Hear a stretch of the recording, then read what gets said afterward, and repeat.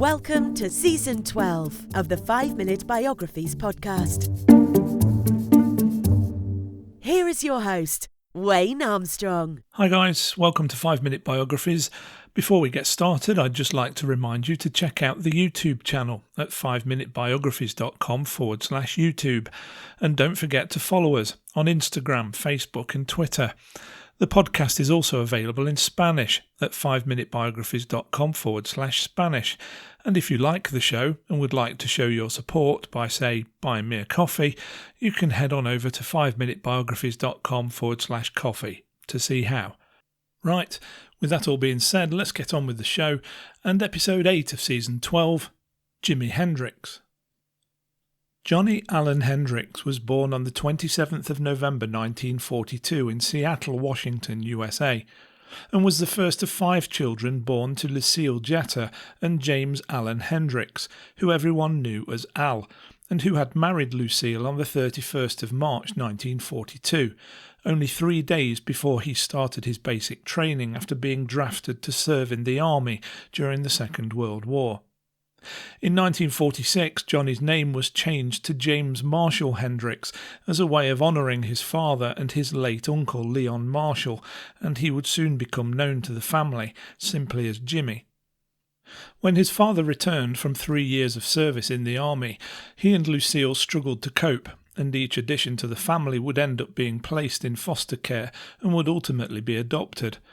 The couple's constant battle with alcohol led to frequent fights, so much so that Jimmy would hide on occasions in a closet. Although Jimmy had never owned a guitar as a child, it became obvious that he had an interest in playing one, as he would be frequently spotted pretending to play a broom handle that he carried with him whilst walking to school at Horace Mann Elementary. During the early summer of 1958, before moving to study at Garfield High School at the age of 15, Jimmy managed to acquire a guitar for $5 and learned to play it by ear, practicing for hours on end whilst listening to blues artists like Muddy Waters and B.B. King. Shortly afterwards, he played in his first band, which was called the Velvetones, but his acoustic guitar couldn't be heard over the rest of the group, and he realised he needed an electric one. After 3 months of constant badgering, his father finally relented and bought Jimmy a white Supro Ozark 1560S. Unfortunately, though, he left it backstage overnight at a gig and it was stolen, so his father replaced it with a red Silvertone Danelectro. By the time Jimmy had reached the age of 19, he had already been caught riding in stolen cars twice by the police, and so he was given a choice: go to prison for 2 years or join the army. So on the 31st of May 1961 he enlisted and joined the 101st Airborne Division of the United States Army.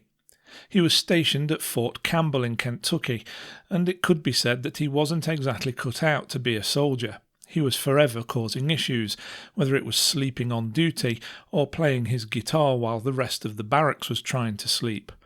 Although he had signed up for 3 years, his captain, Gilbert Batchman, decided he had had enough, and after Hendrix allegedly acquired an ankle injury in a parachuting accident, he was offered an honourable discharge, which Jimmy wasn't slow to take up, and so he was discharged on the 29th of June 1962.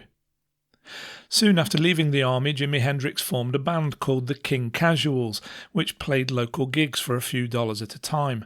To supplement this, Jimmy also played as a backing musician for some true legends of the time, including Wilson Pickett, Sam Cooke and Jackie Wilson, and he would also soon play with the likes of the Isley Brothers, Little Richard and Rosa Lee Brooks, who became a close friend.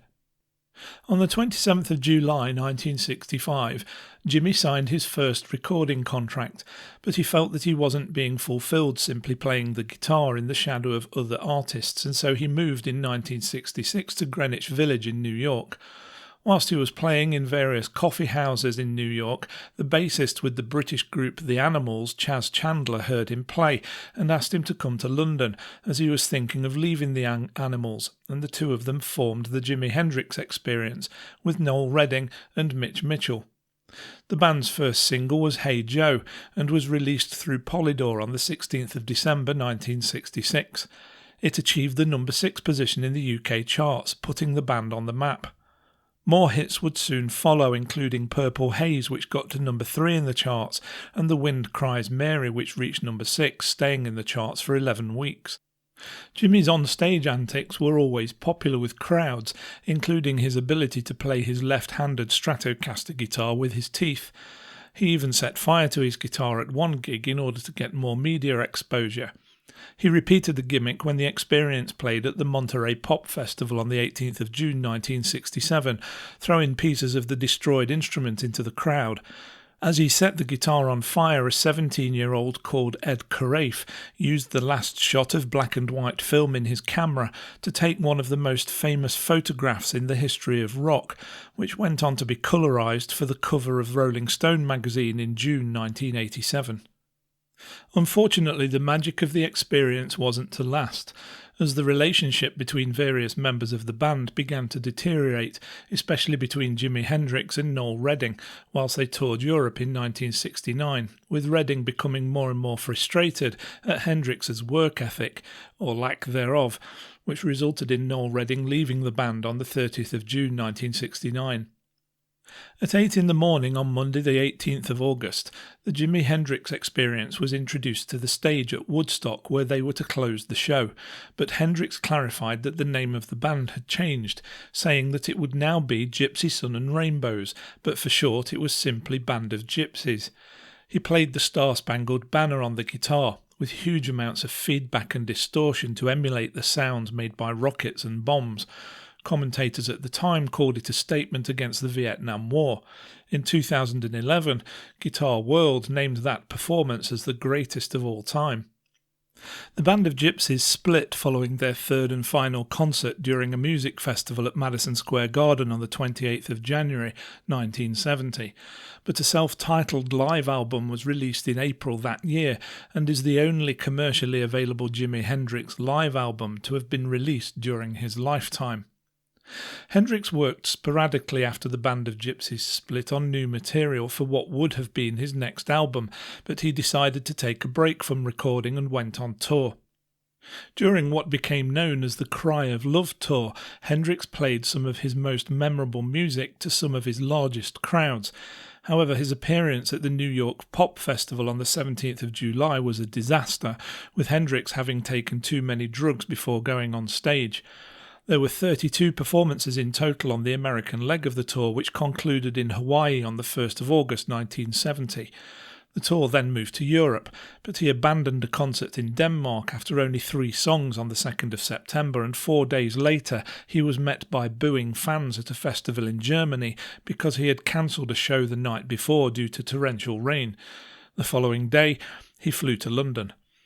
Whilst in London, Hendrix performed at Ronnie Scott's Jazz Club, and it was noted that his performance was somewhat subdued, quietly playing backing guitar whilst jamming with Eric Burdon and his band War.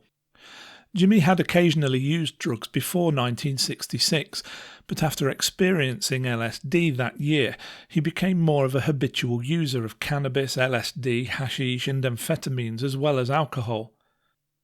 At around 11 a.m. on the morning of the 18th of September 1970, Hendrix's girlfriend Monica Danneman found him unconscious on the floor of her flat in London, and she called for an ambulance, which arrived only 9 minutes later. Paramedics took him to St Mary Abbott's Hospital, but Jimi Hendrix, at the age of only 27, was pronounced dead at 12:45 p.m. A post-mortem revealed that he had been intoxicated on barbiturates and that he died from choking on his own vomit. His body was flown to Seattle, and on the 1st of October it was interred at Greenwood Cemetery in Renton, Washington, close to the grave of his mother. I hope you enjoyed that episode of 5-Minute Biographies. If you did, why not show your support by, say, buying me a coffee? Head on over to 5minutebiographies.com/coffee to see how. And don't forget to follow us on Instagram, and please check out the YouTube channel at 5minutebiographies.com/YouTube. Thanks for listening, and I'll see you next time. Thanks for listening to the 5-Minute Biographies podcast at www.5minutebiographies.com.